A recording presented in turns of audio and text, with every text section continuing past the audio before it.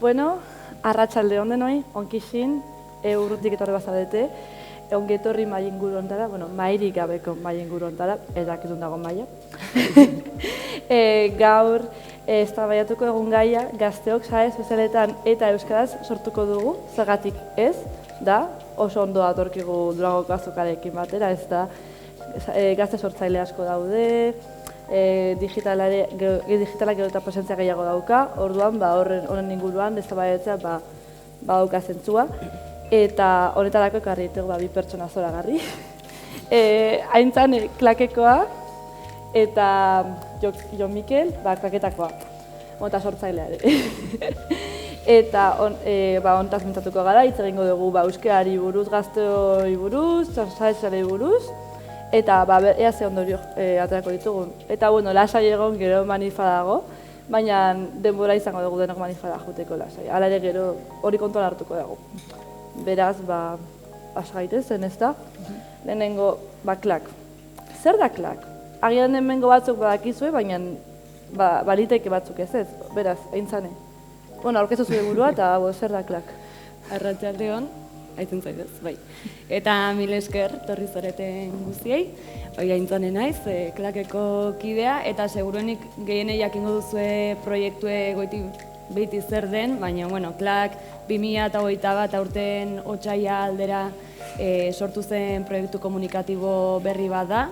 Urtetan zehar Euskal Gazteriak sortu dituen proiektu komunikatibo bere kabuz egiteko espazio horiei segida eman nahi diena, baina gaur egungo erronkei ere erantzuteko kapaza izango dena.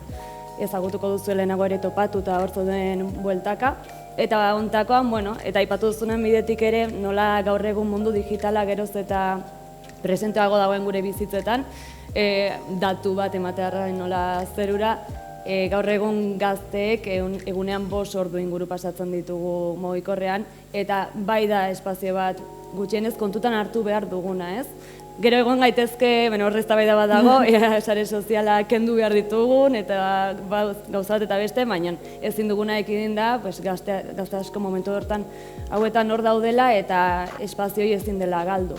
Eta beti ere, gazte proiektu komunikatiboek izan duten helburu horrekin, gazteoi eskaintzea espazio bat, non gure burua entzuteko leku bat izango dugun, espresatzeko, eta gure intereseko gaiei eusteko ere modu bat izango dugula, erronka horri eusteko sortu zen proiektua, eta momentuz bigarren denboraldian dagoena, pixkat Instagramen bueltan eta beste plataformetan ere podcasta entzuten da zenaldian pila bat, eta hortan ere bagabiltza, bigarren denboraldian gainera irudi forma ere hartu duena, Kabala izena du, entzun gai, Spotify eta YouTubeen dago.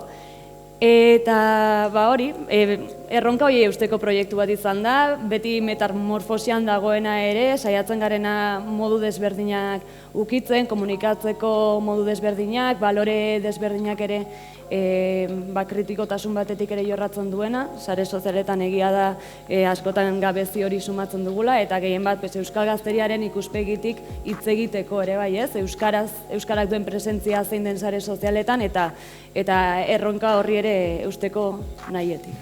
Hori da, azkenean gazteontzako sortutako proiektu bat. Hori da, bai. Eta esan dezu orain zen da apur bat panorama, baina adibidez zeintzuk dira etorkizuneko erronkak? Erronka uste dut oso handia dela, ze parean dugun panorama ez da oso polita, uste dut, eta gehienok egongo gara ados horrekin.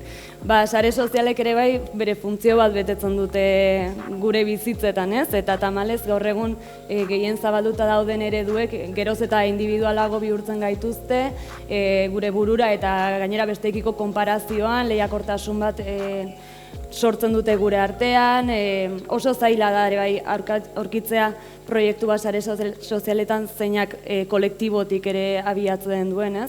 Badaude eredu desberdinak, izan daitezkela youtuberrak, ez dakize, bakoitzak igual bere bere ikuspegitik, baina justo kolektiboki antolatzen den espazio bat oso zaila da bilatzeko.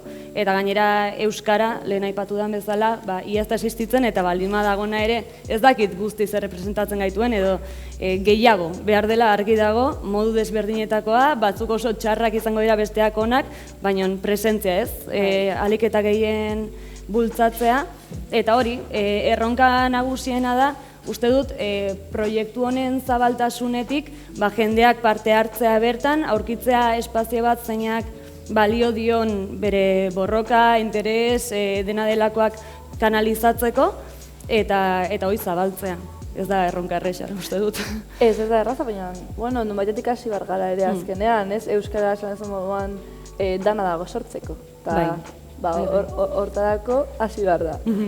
Eskerrik asko aintzan, eta orain klaketarekin hasiko gara.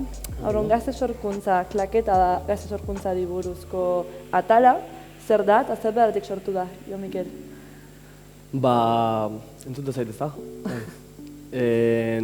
Nik uste lehenengo denboralditik bigarrenea bai ondala aldaketa bat klaketa dagokionez. Hasieran nik uste sortu zanean, intzanek lehen azaldu duen podcastan ataltxoa bezala, eta atal hortan pixka mugatzen zen gazte sortzailei elkarrizketak itea, baina nik uste pixka jakin gabe ze beharri erantzuten genion eta ze funtzio betetzen zuen klaketak edo gazte sortzaileen atal honek. Eta bai bigarren denboraldia aztea gindoa zela, bai gelditu ginean eta bai hausnartu genula ze funtzio bete ditzaken eta ze ekarpen inditzakoken gazte sortzaile mugimenduai klaketak. Orduan, hainbat galdera eutxiz, nola lagundu gaur egungo gazte sortzailei, nola egin dezakegun gure ekarpena gazte sortzaileen mugimendu hontan, edo nola sortu ditzakegu gaur egungo nerabe gazteen artean euskal kulturaren kontsumitzaileak, euskaltzaileak, kulturtzaileak. Galdera horiei erantzunez pixkat, bai, lehen esan duen bezala, aldatzen doa konstanteki klak, eta oantxe bertan ez dakau tekla zehatza galdera guzti horiei edo behar horiei erantzuteko, baina bai goazela aldatzen, eta bai hasiera batian igual fokalizatu ginela sortzaile famatu egoi edo elkarrizketa horiek egin eta pixkat proiektua ezagutarazteko funtzio horri behira. Oain behar bada igual beste sortzaile batzuk bilatzen ditugu, kalean presentzia gehiago bilatzen dugu, mugimendu hortan ere ze ekarpen dezakegun da nola eragin dezakegun pentsatzen gabiltza. Orduan nik uste bai gala pixkat aldatzen eta behintzat norabidean nik uste garbiago dakaula, gero zer egin aldatzen doa, baina pixkat horti doa nik uste. Aldatzea hona da ere, ez da gauzak ezen dira geratu diren bezala, aldatzea da bidea.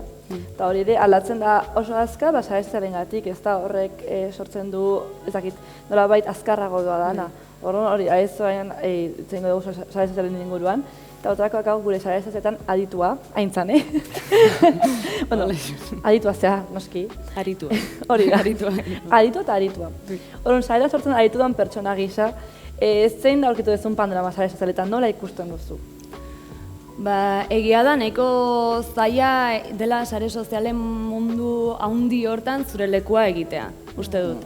Beti ere baditugun erreferentziak eta deno kontsumitzen ditugunak dira kriston monstruak, ez?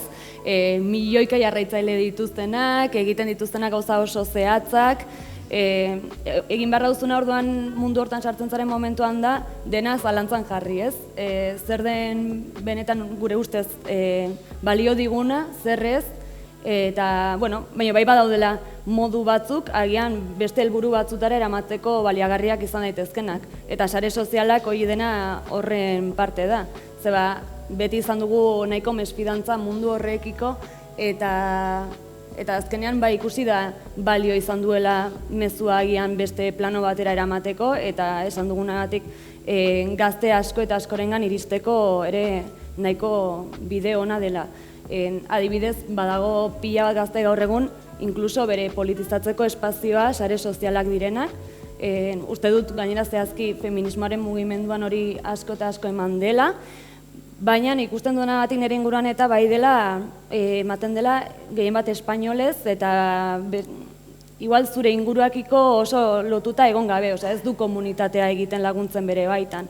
Agian mezua zabaltzeko eta bar, edo ikusteko zure auzoko bat dagoela ez dakiz zertan, eta bere bitartez bai enteratzeko gauzetaz bai, baina eduki asko sortzen da sare sozialetan, sare sozialetarako, eta bertan elikatzen da, eta espresatzen da pila bat jende, eta askotan dirudi ere bai hor mugatu daitekela zure jardun guztia.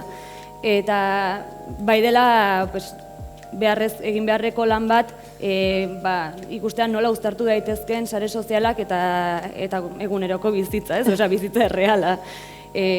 Baina noski horretarako guztiz garrantzitsua da, astea sare sozialetan beste mezu mota batzuk zabaltzen.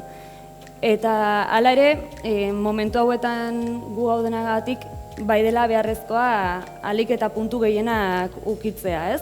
Eta lehen esan duguna, euskaran presentzia ze gutxi den, sare sozialek ze gutxi alduntzen gaituzten ere kolektiboki, bide hori horratuz beste mota batzutako edukiak sortzea, horiek zabaltzea, referentziak sortzea, uste dut gure partetik, osea hemen gaudenon partetik asko dagola oraindik egiteko, eta saiatu garela ahal guztia egiten.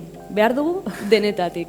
Eta gero joango gara ere praktikan bidez ikusten zer datorkigun ongi, zer ez, eta hankasartzeak eta lotxak eta denok pasatzen ditugu, ez da despasatzen.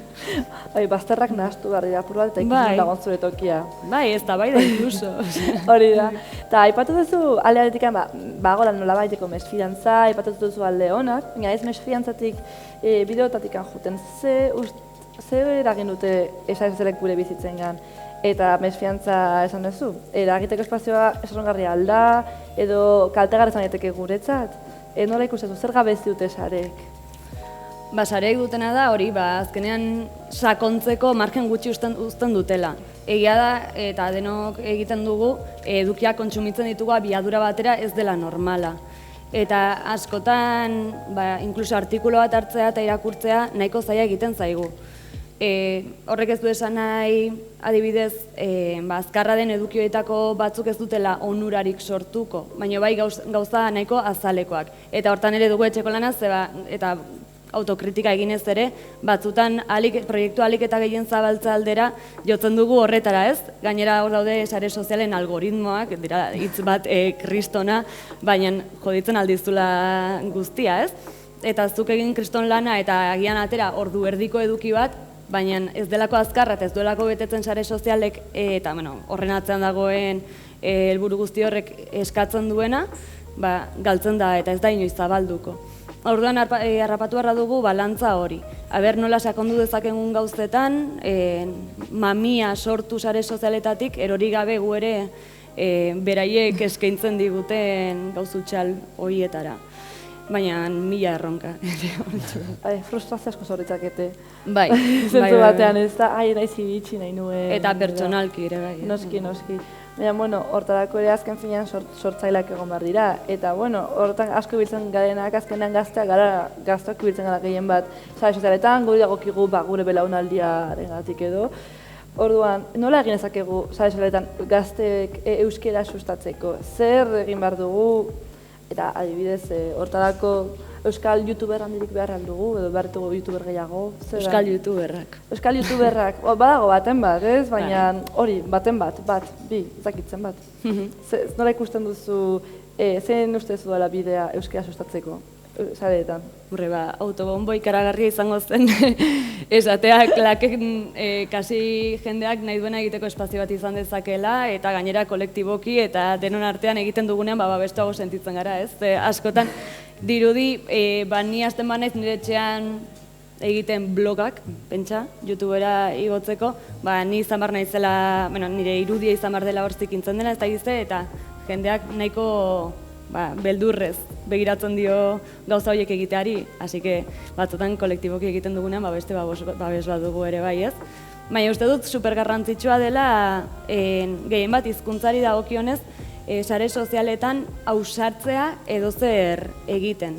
Saiatzea poliki edo norbait balima dago arantza txiki horrekin probatzea eta ea zer moduz. Justo lehen egon gara komentatzen izango zela kristona, euskaraz izatea bideoklipak eta gauzak erreakzionatzeko kanal bat. Bai, erabat. Guk pasatzen dugula pila bat denbora olakoak ikusten, eta nik ikusiko nituzke euskaraz ez, edo Twitchen eroi dago horren mugimendua eta bar, da poliki-poliki, eta agian segurazki lehenengo momentutik ez ditugu izango ikustaldiak, eta ez ditugu nahi agian ere ez, baina probatzea eta ausartzea, eta babesa behar badugu kolektiboki egitea.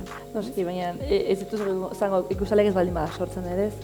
Nik erreakzioen akomatu dugun hori, ikusten norbatek parte hartu nahi baldin badu. Idoia horretan, idoia leirekia da, ez da? Orduan esan dezagun, euskarazko youtuberak behar direla, ez da? Hori azuen erantzuna, bai. Bai, nik uste dut gaur egun erreferentzia kultural edo oso handiak direla youtuberrak. Osea, aurrek eta igual gaur egun galetzen dizu zertara dedikatu nahi duten bizitzan, ez? Eta igual askok esango dizute inkluso youtuberrak izan nahi dutela. Guk gure garaian esaten genuen bezala, sukaldari ezakit. Eta oso presente dago, indartsu datorren afera bat da, balio duela guztiz ideario orokor bat sortzeko, eta gure herriak eta gure hizkuntzak eta gure guztiak ere behar du. Eta hori gabe, etorkizunera begira gehien bat, topatuko gara eszenario nahiko kezkagarriekin, uste dut. Bai, beraz, badakizu animatu eta hasi sortzen, hasi behar gara. Ez dakit behar dugu nahi baianos euskalduna, baina behintzat youtuber euskaldunak, ez da? Bai, denetik. Youtuberak eta sortzaileak. Eskerrik asko aintzan, baina sorkuntzaren klaketakoa mendakagu Jo Mikel, aurkeztu dizuet. Eta, gazte sortzaile kaketako kide zaren einean, apurra galdera antzeko, ze panorama ikusten duzu, nola antzematen duzu euskal sorkuntza, kultura, zein da gure momentua, youtuberrak ere behar dira. Galdera potolo honi nik ez sortuko klaueik edo erantzun zehatzik ematen, baina pixkat gure ikuslego edo bilatzen den jende horri behira, iruditzait gaur egun nerabe gaztiak, eta orokorrian gizarte oso ohituta dagoela pilula laburra kontsumitzea eta demo guztien etengabe gauza berriak ikustea eta izatea, ezta? Bai. Eta euskal kulturan biziraupena edo beti bizitzan duen erresistentziazko egoera hortan nahiko zaila baldin bazan testu ingurua, nik uste erronka handik eta zailagoa diala gaur egun jende horren gana iristeko, ezta? Eta alare, alde positibo begira nik garbi dakat, sortzaileak eta proiektuak, daudela ikeragarri pila bat, eta kristonak gaur egune bai. Baina, falta da, horien aldeko apustu egitea, eta horiei laguntzak ematea, eta horietan inbertitzea, eta hori ez baldin badago, panorama hobetzia zaila izango da. Ezin dugu aztu inoiz euskal sorkuntza edo sortzaile egiten duten lana azkenean gaztetan erabien nortasunak erekitzeko gakoak diala, eta ez badu laguntza horiek zaila izango panorama hobetzia. Bai, hala da, hau deialdi bat, mesedez, inbertitu dirua, ez dakitzen enpresak, ez dakitzen erakundek, dirua euskal sortzailetan, dirua behar da azkenean horako proiektuak aurrera eramateko, eta kulturare dirua behar du. Klaketik gure ekarpentsu egingo du, baina nik uste gure testu inguru guztia aldatzea gure proiektuak zaila izango dela, orduan... Ekarpen txikitxoa. Ekarpen txikitxoak inberti da. Hori, gutxinaka sortzen dira gauzak azkenean. Ekarpen handiak inbertitu zena badakite zeintzu dian behaiek eta... Bai. Baina, adibidez esan dezu, hori diru laguntza dena eskertzen da, baina, eta esan dezura zentzu batean bagaudela, azkartasun horren, zakit, fast, dena azkar egin behar da, dena azkar ikusi behar dugu. Eta hortan ere, horrekin zer ikusia badu, ikustalek optimizatzeko kultura sortu dala, ez da. Zuk ustezu, kasu askotan horrek eragin auki ezakela, edo euskal kultura nahiz behar dugu milioi bat ikustali duen zerbait. Hori gultzako arrakasta da? Nik uste denok itxutze gehala gaur egun, ez bakarrik klaketik, baizik eta hemen sare sozialetan gauden denok gaude behira, zenbat retweet, zenbat gustuko dut, zenbat, eta ez bakarrik proiektu kolektiboetan, baizik eta individualki ere bai ematen du batzutan, estatus sozial batzuk markatzea gala, horren baitan. Nik esatia guain ez duela horri behira egon behar, Gero kontra esan bada, gure bai ongo gara behira esan dezun algoritmo, ez dakit nik ez dut kontrolatzen den beste sare sozialak, baina baita ongo gara behira zenbatek ikusten duten klak, zenbatek ikusi duten elkarrizketa, zenbaten gana iritsi gehan. Arrakasta hor da hon, nik uste arrakasta beste nun baite da, hola. Lortu berdeu gaztetan erabiak konektatzea euskal kulturakin. Atxikimendu emozionaloi lortzian da, nik uste arrakasta. Nola lortu atxikimendu emozionaloi gaur egongo gaztetan erabekin, nik ez dakat erantzun zehatza, baina lortu berdeu gaztetan erabiek euskeraz maitatzia, jolaztia, danetik, delen ez datezen una esperimentatu berdala danetik egiten, nik uste ikusi berutela euskera eta euskal kultura eta euskal sortzaile egiten dutena dela guaia dana, ez da? Ez ikastola jun eta mai gainean jarri zuten liburua irakurtzia. Pixkat lortu behar deu emozionalki konexio horiek lortzia eta ez, barrakazta, ikustaldi horietan dago zea, ez dakit erantzuna ematen, baina nik uste fokua pixkat beste nomaitu horiet. Esan dezu nitz hortan dago gakoa, emozioak sorraraztea, gazteei, horrela lortzen ez zure, zurkin konektatzea, ez aserretu naiz, hori emozio bat da. Eta hor dagoakian, ez dakit, giltza, nola bait. Ikasi berde euskeraz, aserretzen, ikasi berde euskeraz, ireintzen, ikasi berde euskeraz. Euskera guaia dala ere. Euskera, nera behi izan badire kutsa da zaila euskera guaia dala, ez da? Normala dela. Esan da ez du lortuko, inberko ditugu gauzak, baina ze gauzak, ez dakit. Plaketakin adibidez hortan... Hoi da, helburutako bat pixkatu dira da. Hori da. Baina, adibidez, badaude sortzaileak ez dutenak sozialetan egon nahi. Ez dakitzen badire, baina egon badaude. Nahiago dute agian CD bat sortu analogikoki Spotifyen egon ordez. Nahiz eta hor dirua galdu, defiztarioa da azkenean Spotifyen ez egotea eta dena analogikoki egin nahi izatea. Uste duzu kondenatzen dutela bere burua sortzaile horiek, nolabait, gaur egun? Ez dutela jarri nahi sare sozialetan beraien burua eta aurkeztu edo beraien musika eskuragai jarri sareetan? Negozioa edo merkatu logika horri behira garbi dago. Ez baldin mazaude saretan edo zure musika indezun diska hori CD-an bakarrik izatze baldin mazu, negozio hortatik arrakasta kristona ez da lortuko gaur egun. Jende asko ez daka eta CD bat jartzeko aparatuik. Orduan, horri behira arrakasta horri lotzen baldin badeu, negozio horri behira, igual ez du arrakasta lortuko, baina nik uste formatua beak ere sortzailean lana aldatzen duela pila bat. Eta leheno hasieran aipatu duten pirula labur horiek gaur egun kanta bat, lehenengo 10 segundu jartzitugu eta ja beste bat jartze dugu. Edo talde baten singela ezautze dugu eta bestiana, baina disko bagoiti bera entzuteko ohitura hori adibidez galdu da. Eta, musika gaur egun ematen du, entzutiak inez dala, ikusi bai berdala. Orduan ega iristen puntu batzuta, ez dakit. Baina nik uste formatuak ere sortzailean lana asko aldatzen dula. Bai. Sortu dezake publiko bat edo beste fidelizatzea zurekin. Orduan ez zait iruditzen kondenatzen dela pixkat, ez dakit. Askok esango diala nostalgiko batzu, nahi dutela viniloakin, ez dakize gara, baina ez zait iruditzen. Iruditzen zait sortzailean lana ere aldatzen dula formatuak eta... Azken finean badala baita beraien ezaugarri bat, sortzaile bat ez dagona Spotifyen, egiten dula dana vinilotan edo jendea jungoa bere gana horregatik ere, ezta? Eta CD bat sortzen duenean edo kantan bakoitza ze ordenetan jarri duen, segurazki logika baten baitan jarri dula, igual da abentura bat, historio bat, diskoi, orduan nik uste asko aldatzen dula formatua. Orduan, zuk izango zenuke erronka hori behiratuta euskerazko sorkuntzak alde digitalaren aldeko apostu egin barko zura, edo ez lukela egin barko? Nik uste euskal kulturak egon behar dula, leheno aintzanek aipatu du, aldan joko zela guztitan, presente egon behar dugu. Karo, nik hor bakat, nire iritzi pertsonala da, baina... Bota. Kontrasan, zalantza asko azkat, askotan joera dakau, hegemonia edo bentsat ikustaldi horien arrakasta dakan eredu bat hartu eta euskaraz edo euskalduntze kopia imitatzea euskeraz. Telebasura bat hartu eta hau inberdu euskeraz, gaur egungo gaztiak euskeraz ikusteko gure gauzak ikusteko euskeraz. Bai. Baina, nik uste oreka hori ez dakit non dagoen.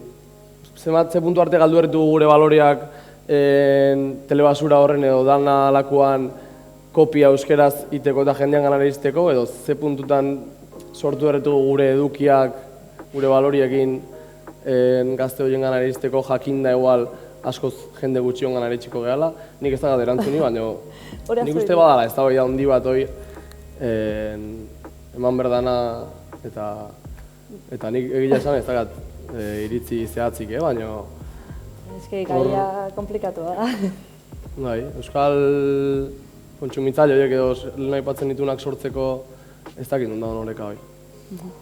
Hori asmatu beharko dugu bidean, ez? Bidea ireki behar da hortarako. Eta guke bai, Osea, klakene bai, seguru, eta jendeak kritika ingo zuen, pixkat kopiatu nahi dela arrakasta duten gauza horiek euskera zitian eta egual inberko genukela gauza batzuk gure balorei oso lotuta daudenak eta ez dianak, ez dakit.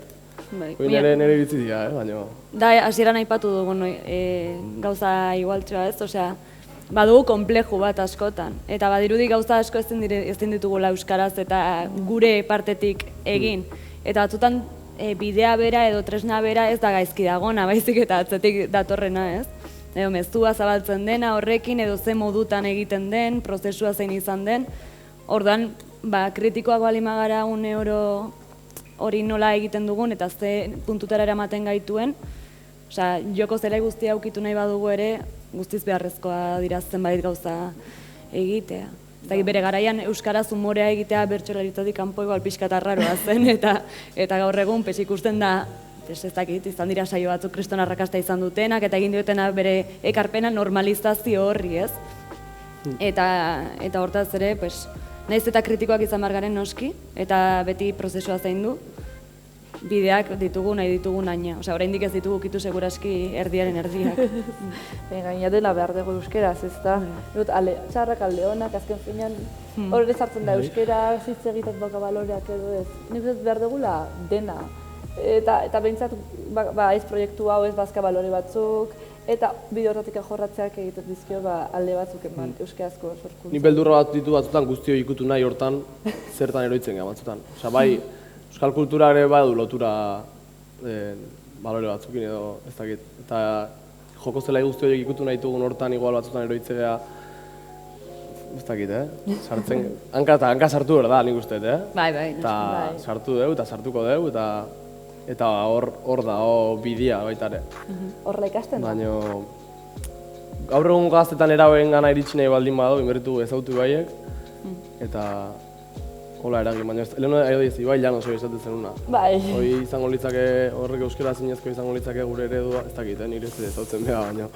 Nik ere ez, baina azken finean ere normala da hartzea eredu oso ezagunak, hori baita ezagunak gaztek hori ezagutzen dute, hori nahi dute ikusi zentzu batean, hori eredu modan hartzea erraza da, guk ere ezagutzen dugulako eredu hori zentzu batean, ez dakit ulertzen da.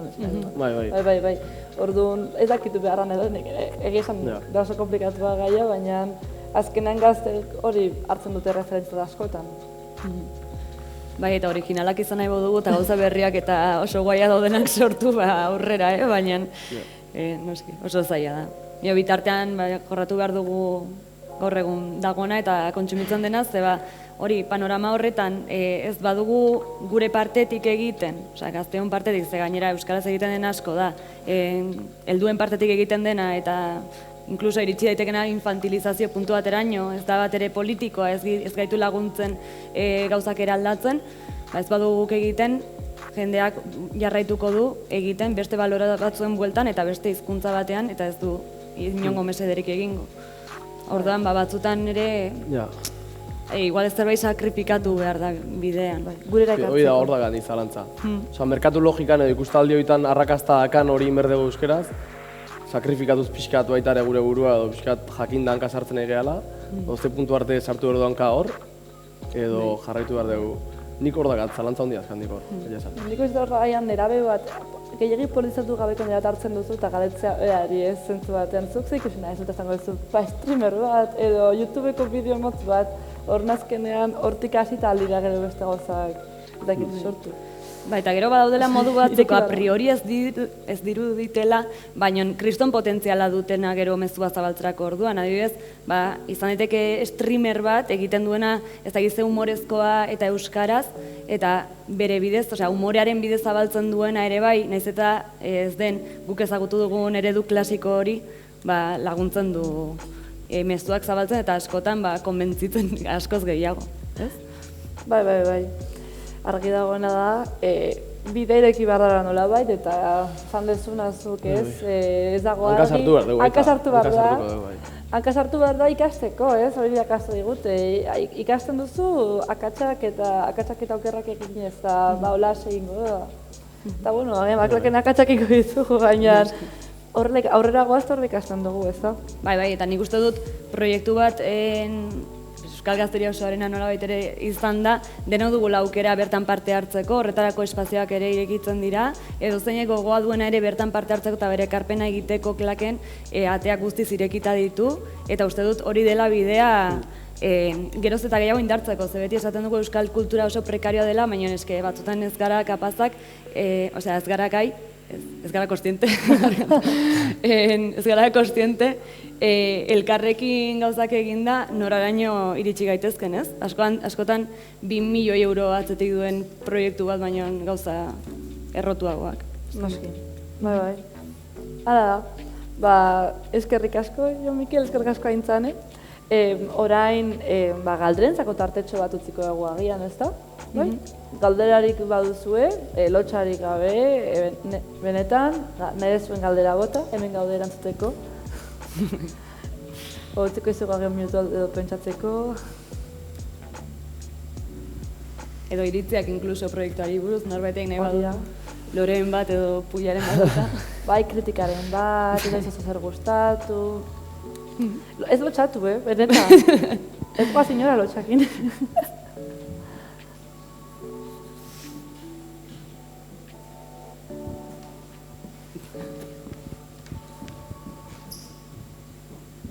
Hola, txaldean.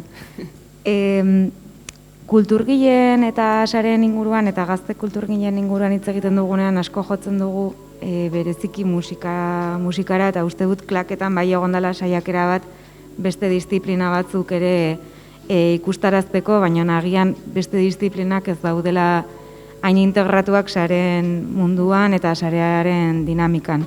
Nolakoa izan da pixka bat esperientzia hori nabaritu duzu zailtasunak, ez dakit, antzerki egintzaz hitz egiteko sareetan edo, beste disiplina batzuk. Nik uste, gure guandikan egeala identifikatzen, nun dagoen alor edo guztioi, aurreko batean goatzen hitz egiten genula grafiterotaz, edo hitz egiten genula memegiletaz, edo daudela alor eta espektru pila bat, eta egia guandikan identifikatzen zintu duan hogeire ahotsa emateko. Baina bai, antzerki gintzan, edo dantzari, edo margolari, edo bai ikutu ditugula, eta nik uste momentuz esperientzia ona idala izaten, ez da? Bai, gero egia da, zenbait diziplinetan autoreak geratzen dela oso bigarren planoan, igual musikan eraman diren bideengatik eta bideoklip batean aurpegia jartzea nahiko ohikoa da, edo igual antzerki gile bati ere bai, iten zaio nahiko naturala hori dena, baina bai pasatu izan zaigu adibidez ilustratzaileen pertsona bati kriston lotxa ematea, osea nahi du bere lana zabaldu, baina ez du bere irudia, osea bera sortzaile bezala kamera baten aurrean jarri nahi. Eta orduan, egin behar da pixkat pedagogia holako kasutan. Baina jendeak beti eskertzen du eta 1000 modu daude ere bai lan horiek denak zabaltzeko. Askotan erortzen gara eta proiektua bera ere bideo bat egitera, pertsona ezagutu nahi izatea, zera da pixkat hori eredu horiek ditugulako, baina bilatzen ditugu bertze forma batzuk ere bai jendearen lana zabaltzeko, osea jendea eroso sentitzeko ere bai, guk eskintzen diogun espazio hortan bereien lana zabaltzeko. Eta leheno, igual azpimarratu haintzan egotan deialdi hori edo, klak daula guztiz irikita sortzailei laguntzea eta nahi du noroi ekarpena egitea, orduan gertuatu nahi baldin badu norbait bere proiektua ezagutarazteko gure bitartez, guztiz irikita. Ze guk ere, honek beste hitzaldi bateko, emango luke baino, zer da sortzaile izatea, zein da sortzailea da, zein ez da sortzailea. Hor gure ongea ez da hori da nortan. Eta orduan, pixkat, mezua zabaltzea oso erikita gaudela daneako. Osa, inkluso kulturrekimenak direla edo dena delakoa, sorkuntzaz eta kulturgintzaz erikusia duen gauza guztiak barne bildu ditzakela. Eta gero igual sare sozialei daukien ez da sortzaile buruz, ere bai da, gaur egun ikusten ari denak eroz eta gehiago da, sare sozialak ari dela bihurtzen nahiko inguru naturala gazte sortzaile askorentzat, baliabide aldetik nahiko merkea delako ere bai uste dut. Hori ilustratzaile batek edo agian makillajea egiten duen pertsona batek erabiltzen dituela sare sozialak eskaparate bezala eta ez igual lehenago bezala museo bat eta ez dakizte.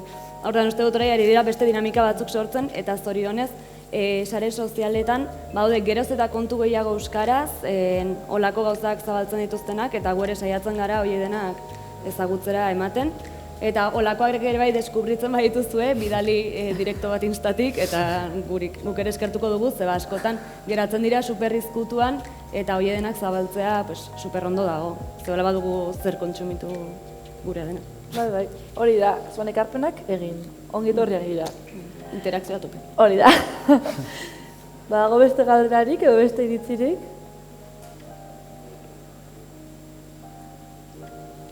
Ez, bai. Bestela lasai laizte gaina manifagago, orduan ez gaibiliko ez da korrika eta presaka, honekin amaituko dugu agian. Bai, inorrek azken deialdia? Ez? Bueno, bardun deialdi oso izango manifara juteko.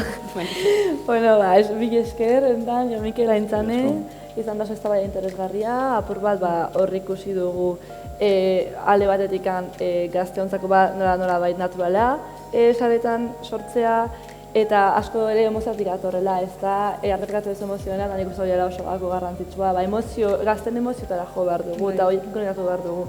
Eta hori emozioak egin, hankasartu ere oso garrantzitsua da, ikasteko, eta argi da hona klak bide bat hartu dura, eta bide hortan hainbat gauza ingo dituela. Eta aurrera jongo dela, ez da. Eta euskeraz ere derrigorrezkoa dela sortzea, beraz animatza dituzte dugu ere sortzera eta gana. Eta besteko proiektuak. Hori da. Animatzeko. Gureak egin behar ditugula, olakoak eta apostu bat egin horren alde. Eta hortaz ere hemen zabaltzen dizuegu mezua bazkidetza kanpaina bat jarri genuela martxan duela hilabete batzuk eta babes hori hilabete eskertuko dela, indartuko duela proiektua bera eta animatzeko 4 € hilabetean, ez dira asko. Klak.eus. Klak.eus sartu, 4 € hilabetean, taldean nahi bari mazue taldean arpietzeko, 4 € hilabetean kubatak garestiago dira, Zanaet. Orduan, albazue, arpietu zaitezte eta horrela hori lagunduko dezue gazte sortzaile batzuei aurrera egiten eta hori, bestu sortzaileak, sortu zuek, kolektibo, oso entorgaletu zait ere hori nola euskera espazio kolektibo batean sortzea, ez da hori da, balore batzuekin ere, horrek ere ematen digulako proiektu oso interesgarria. Orduan, eskerrik asko, eskerrik etortzeagatik ere entzutera. Orain bostertan manifa dago Euskal Herria euskerazek antolatu du, euskeran alde, landako egune parean, ez da? Bai, bosterritan, orduan, gu horrea jongo gara, zuek ere zuek bertaratu, oso ondo. Hori, arpietu zaitezte, jarraitu @eginklak Instagramen, YouTubeen, nahi ezaten guztia, hor gaude, podcastetan, klaketan, gauza asko hau, eta asko atozte. Eta eskerrik asko etortzeagatik, eta hurrengora arte.